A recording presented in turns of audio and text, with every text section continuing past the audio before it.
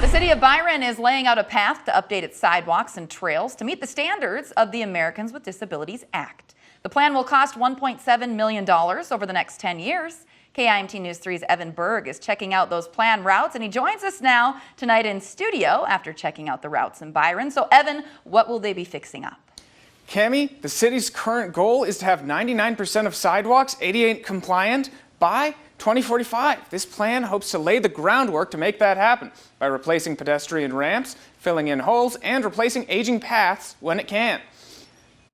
Really, Byron prides itself in its pedestrian facilities. You know, we have many miles of multi-use paths and sidewalks. As part of the Americans with Disabilities Act, cities need to regularly check in on those paths to make sure they're in compliance. Well, typically when you get a non-compliant sidewalk or pedestrian ramps, it has to do with the slope or the grade, the pitch at which the sidewalk is running.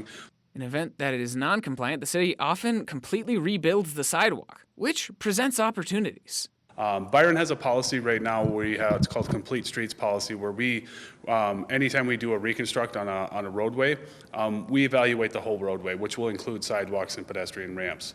If we are missing sidewalks and pedestrian ramps, we add them in at the project at that time, plus we upgrade it. Going into the 10-year plan, the city will start with trails used by children and aging adults.